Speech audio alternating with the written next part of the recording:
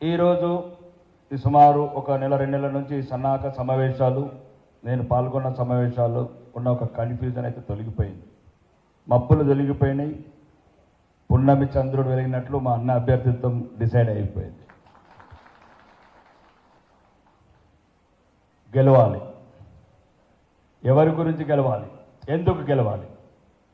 గెలిపే ఆశించకుండా అపజయాలని మూటగట్టుకుంటూ ప్రతి ఎన్నికల ఏడ్చుకుంటూ మళ్ళీ మళ్ళీ గెలుస్తామని మళ్ళీ ఓడటం, మళ్ళీ ఓడిన తర్వాత మళ్ళీ ఏడవడం, ఇది నాకు నచ్చట్లేదు. నా దగ్గర కూడా అంటే నేను ఎందుకు చెప్తున్నానంటే విజయం ఎంత గర్వంగా ఉంటుంది, విజయం ఎంత ఆనందంగా ఉంటుంది, దానికి నిలువెత్తు నిదర్శనం పైడి రాకేష్ రెడ్డి. నేను రాజకీయాల్లోకి వచ్చినప్పుడు చాలామంది పెద్దలు ప్రతి సమావేశంలో చెప్తున్నారు, మేము 30 ఏళ్ళ నుంచి వచ్చినాం, 20 ఏళ్ళ నుంచి వచ్చినాం, 35 ఏళ్ళ నుంచి వచ్చినాం. మా పార్టీ ఆఫీస్లో 2 చెట్లు ఉండేవి.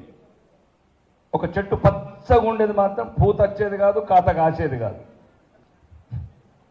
ఇంకో చెట్టు ఏమో మంచిగా నిండుగా పూత ఉండేది, కాత కాసేది, పండయ్యేది. అదే పవర్, అదే అధికారం. అధికారం మన గురించి కాదు, మనం నమ్ముకున్న వాళ్ళ గురించి, నాయకుల గురించి, ప్రజల గురించి, ముఖ్యంగా పేద ప్రజల గురించి. ఎంతసేపు ఢిల్లీ, మధ్యప్రదేశ్, రాజస్థాన్, మరి మనమేమిచ్చాం భారతీయ జనతా పార్టీ?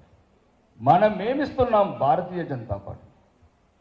రాబోయే ఎన్నికలలో 3వసారి ప్రధానమంత్రి కాబోయే నరేంద్ర మోడీ గారికి మల్లికార్జున నుంచి ఏమిస్తాం, తెలంగాణ నుంచి ఏమిస్తాం. ఎవరో గెలిస్తే మనం సంకల్పించుకోవడం ఎందుకు? మధ్యప్రదేశ్లో 5 సార్లు గెలిస్తే మనకేమొస్తుంది? భారత ప్రభుత్వంలో మన పాత్ర ఎంత ఉంది? ఈ ఎన్నికల సమరంలో మన విజయం ఎంత పాలుంది? దయచేసి ఒక్కసారి గెలవటం నేర్చుకోండి, గెలవటం నేర్చుకోండి. గెలుపు ఎంత బాగుంటుందో మధ్యప్రదేశ్కి వెళ్ళి అడగండి, ఒరిస్సాలో నవీన్ పట్నాయక్ గారిని వెళ్ళి అడగండి, లేకపోతే ఛత్తీస్గఢ్లో అడగండి, గుజరాత్లో అడగండి. 4 సార్లు గెలిస్తే ఏ రకంగా ఉంటుంది. ఈరోజు తమిళనాడు వెళ్ళి చూడండి. ఈరోజు ఒక మాజీ మంత్రి నేను శ్రీరాముణ్ణి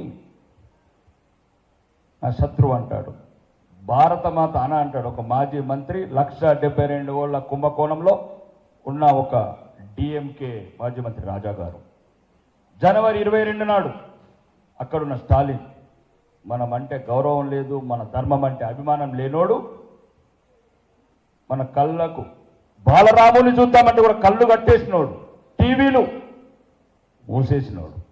మన దేశంలో మన దేవుని చూడలేము, మన ఉత్సాహాన్ని చూడలేము.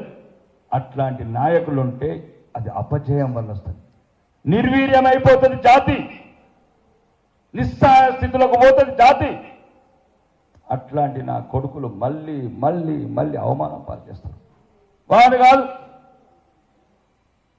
ఇంకొకడున్నాడు మంత్రి మారన్, ఉదయనిధి మారన్, దారుణంగా అవమానిస్తారు. వ్యక్తిత్వమే లేనప్పుడు, మీకు గౌరవమే లేనప్పుడు ఈ దేశంలో మల్కాజ్గిరి కూడా పట్ల అవుతుంది.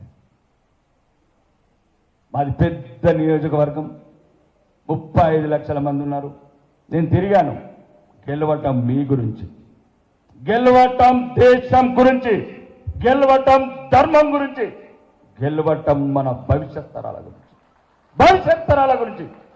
బతుకు లేదు.